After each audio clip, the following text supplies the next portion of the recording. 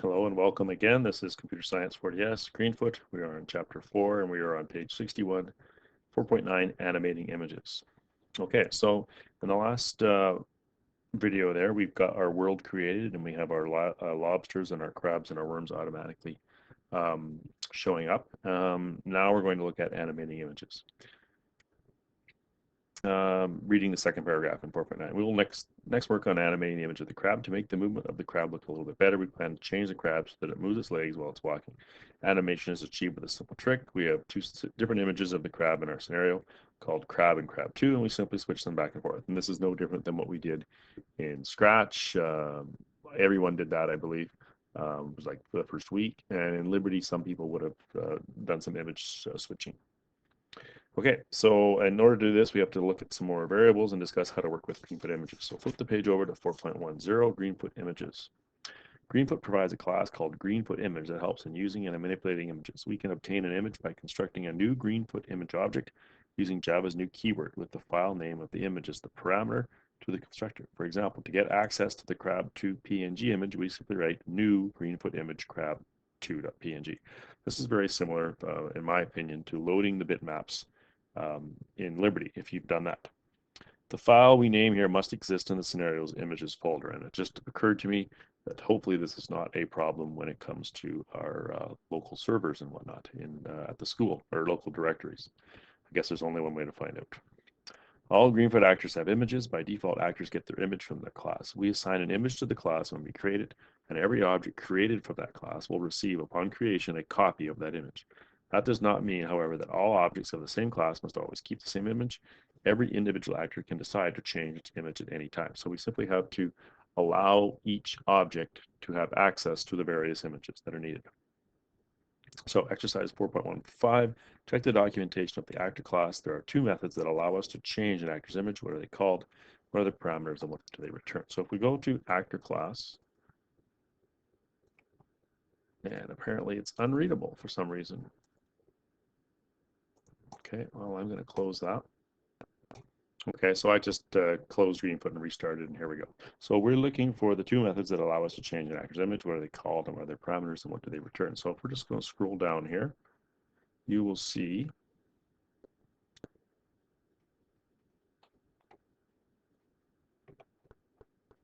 we have two methods called set image. We have set image with Greenfoot image, and we have set image java.language string file name. Okay, so this one sets the image for this actor to the specified image. This one sets an image for this actor from an image file. I'm not really sure what the difference is, but we're going to be using this one here. It says in the book, if you did the exercise above, you will have seen that one method to set an actor's image expects a parameter type Greenfoot image. This is the method we shall use. We can create a Greenfoot image object from an image file as described above and assign it to a variable of type Greenfoot image. So Greenfoot image is a type of variable. Then we use the actor's set image method to use it for the actor. Here's a code snippet to do this. Greenfoot image 2 is equal to Greenfoot image crab2 set image to image 2. And to set it back to the original, we simply do the opposite. This creates the image objects from the named image files crab and crab2 and assigns them to image1 and image2 variables. Then we use these variables to set our new image as the actor's image. To create the animation effect, we just have to set it up somehow so that these two code fragments are executed in alternating sequence, first one, then the other. We could go ahead now and add code similar to this rack method. However, before doing this, we shall discuss one improvement. We want to separate the creation of the image objects from the setting of the image. Now, this is very similar to Liberty Basic. If you did any stuff with images there, you had to load them all. Once they were loaded, then you could flip them back and forth. And the loading was done separate. So those of you that did that will certainly understand this. And the reason for this is efficiency. When our program runs with the image animation, we will change the image many times, several times per second. With the code as we have written it, we would also read the image from the image file and create the image objects many times. This is not necessary and is wasteful. It's enough to create the image objects once and then just set them back and forth many times. In other words, we want to separate the code fragments like is shown in the book there. Thus, we shall first create the images and store them, and later we shall use the stored images without creating them again over and over to alternate our displayed image. To achieve this, we need a new construct that we've not used before, and it's called an instance variable. And if you haven't done so, you should pause as we're going along here and fill in some stuff on the worksheet. 4.11, instance variables or fields. Java provides different kinds of variables. The ones we've seen before are called local variables, and the ones that we shall discuss now are instance variables. Instance variables are sometimes also called fields. The first difference is the place where they are declared in our source code, and you can see that below here in the book. Local variables are declared inside a method, while instance variables are declared inside the class but before any methods. So you can see there at the top, we have instance variables. They are image1 and image2. They belong to the class, whereas the local variable is alive, which we haven't seen yet, is only for that particular method act. So there's a very distinct difference between them. And if you flip the page, it tells you the differences. The next easily visible difference is that instance variables have the keyword private in front of them. More important, however, is the difference in behavior. Local variables and instance variables have behave differently, especially regarding their lifetime. And when we say lifetime, we mean how long they exist. Local variables belong to the method they are declared in and disappear as soon as the method finishes executing. Every time we call the method, the variables are created again and can be used while the method executes, but they do not survive between method calls. Values or objects stored in them are lost when the method ends. And so this is very similar to variables that might exist just inside a subroutine or a function. And we did touch on that a little bit in grade 11. Instance variables, on the other hand, belong to the object they are declared in and survive as long as the objects exist. They can be used over and over again over multiple method calls and by multiple methods. Thus, if we want an object to store information for a longer time, an instance variable is what is needed. So this is a little bit like the global variables that we used in Liberty Basic. Instance variables are defined at the top of the class following the class header, using the keyword private followed by the type of the variable and the variable name. In our case, since we want to store objects of type Greenfoot image, the variable type is Greenfoot image, and we use the names image1 and image2 as in our code snippets before. Okay, so you can see that down there in code 4.3. So I'm just going to take a moment here and we're going to do that. So let's go into our crab class. And oh, I guess I've saved them already. So you should go ahead and do this. Right in here, public class crab extends actor, private Greenfoot image 1, private Greenfoot image 2. So pause the video here and get that in there. Again, I want to point out the auto layout command, which sort of does all your indentation and cleans things up. Hopefully you can get that solved. Okay, so the top of page 65. Oh, and actually, I shouldn't have told you to do that. I should have read ahead a little here. Exercise 4.16 says, before adding the code, right-click a crab object in your world and select Inspect from the crab sub menu. Make note of all the variables that are shown in the crab object. Okay, so I'm just going to take these out here. I'm going to cut them out. We're going to close that. And I've got a compiling error. This is not good. Okay, I'm back. I had saved some things while I was working. And so now I have a nice, fresh, clean copy, the same one that you have. So before you start adding that code, hopefully you haven't done that yet. If you click on crab here, you see that I do not have those images in there. Right click, we're going to inspect. And you can see here that it has private Greenfoot image. That's the only mention that there is. It has a default image, and these are default variables here. Okay, so in exercise 4.18, add the variable declaration shown in code port 3 to your version of crab, make sure it compiles, and after you do this in exercise 4.19, you should inspect your crab again. So I'm just going to go ahead and do that. I'm going to put this in here. So after we have public class actor right here, before the act, we're going to go in here and we're going to go private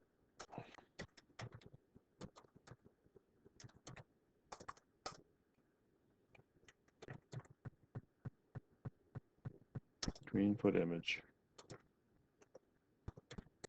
1. We got the semicolon, and so that sets up an instance variable, and I'm going to do the same thing for image 2. Okay, so all that is the setup. We're going to compile. Hopefully it does. Yes, it did. That's good. Okay, so now when I create a crab and I right click and I inspect it, you'll notice that it has 2 image spots. So all we've done there is we've created variables that will store references to their respective images. Okay, so we're back to the book, page 65. In our diagrams, we show objects as colored boxes with rounded corners and instance variables as white boxes inside an object. Note that the declaration of these two Greenfoot image variables does not give us two Greenfoot image objects. It just gives us some empty space to store two objects. Next, we have to create the two image objects and store them into the instance variables. The statement for the creation of the objects has already been shown above. It was achieved with the code snippet new Greenfoot image crab2. Now we just need to create both image objects and assign them to our instance variables. So image 1 is equal to a new Greenfoot image, crab, and the second one is crab2, of course. Following these statements, we have three objects, one crab, two images, and the crab variables contain references to the images. This is shown in figure 4.8 on the next page. The last remaining question is where to put the code that creates the images and stores them into the variables. Since this should be done only once when the crab object is created and not every time we act, we cannot put it inside the act method. Instead, we put this code into a constructor, just like we did when we were constructing the world. So that is section 4.12, using actor constructors. At the beginning of this chapter, we've seen how to use the constructor of the world class to initialize the world. In a similar manner, we can use a constructor of an actor class to initialize the actor. The code in the constructor is executed once when the actor is created. Code 4.4 shows a constructor for the crab class that initializes the two instance variables by creating images and assigning them to the variables. Okay, so you can see that there. The same rules described for the world constructor apply to the crab constructor, and they are: the signature of the constructor does not include a return type, doesn't return any value, doesn't even give you an option. The name of the constructor is the same as the name of the class, and the constructor is automatically executed when a crab object is created. The last rule, that the constructor is automatically executed, ensures that the image objects are automatically created and assigned when we create a crab. Thus, after creating the crab, the situation will be depicted in 4.8. Now, there's a pitfall here. I want you to read this carefully. In fact, I would suggest you pause the video here, read it, and then listen to me read it and explain it again, because there's a very important difference here. So pause the video, read, and then come back. Okay, so pitfall. Note carefully that there is no type before the variable name in the assignment in the constructor. The variable is defined before the constructor using the statement. In other words, before we combined the declaration of the variables with the assignment, now I'm telling you, you need to separate them, and there's a reason. Okay, so we have private Greenfoot image equals, or image 1, and assigned in the constructor using the line, a separate line again, image 1 is equal to new Greenfoot image crab. If instead we combine them and we wrote it in the constructor, Greenfoot image 1 is equal to new Greenfoot image, then something entirely different happens. We would declare an additional local variable called image 1 in the constructor. We then have two variables, in fact, called image 1, one local and one instance, and assign our image to the local one. It would then be lost as soon as the constructor ends because it's a localized variable, and our instance variable is still empty. This is a very subtle error, easy to make and difficult to make. So in fact, you might even want to consider not combining variable declarations and assignments. Up to you. So make sure you have your variable declaration at the top and only an assignment without the declaration in the constructor. The last line of the constructor sets the first of the two created images as the crab's current image, set image 1. We can later use a similar method to swap the images in the act method. Okay, so add this constructor if you haven't done so already. This is exercise 4.2. You will not yet see any change in the behavior of the crab, but the class should compile, and you should be able to create crabs. Inspect your crab object again. Take note again of the variables and their values. Compare those to the notes that you took previously. So what I'm going to do is I'm going to go into crab here. I've got my variables declared. And now, before I do my act method, I'm going to create this constructor. So comment,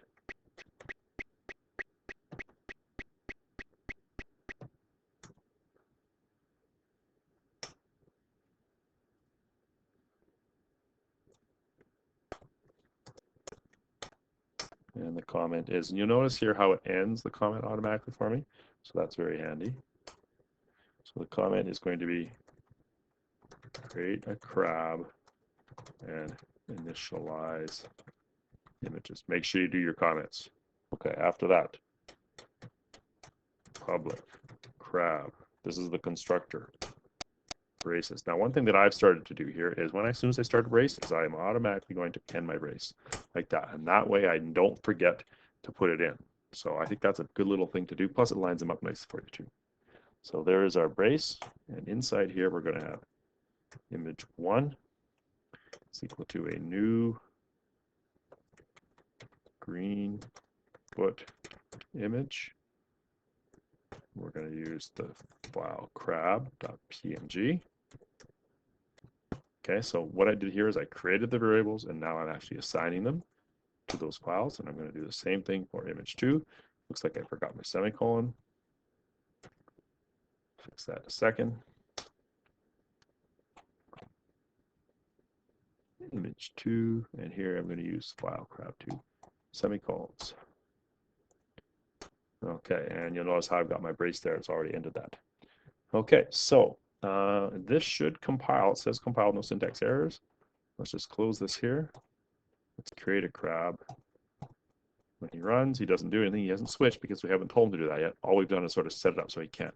So let's click on inspect, and you can see now that we have the two variables that were declared. This is sort of pointing to something. Let's just click on inspect, and you can see that it's pointing to the image file crab. And if I click on the second one here and inspect it, it's pointing to crab2. So we know what it's looking like. It doesn't actually show us the image. It just tells us the file name. That, again, has to be in the image folder. Okay, so that is the bottom of page 67. Flip the page. 4.13, alternating the images. We've now reached the stage where the crab has 2 images available to do the animation, but we've not done the animation itself yet. And you know what? I've just realized I think I'm going to stop this video right here. We're at 16 minutes. If you've got time this period, you can carry on to the next one. If not, you can pause there.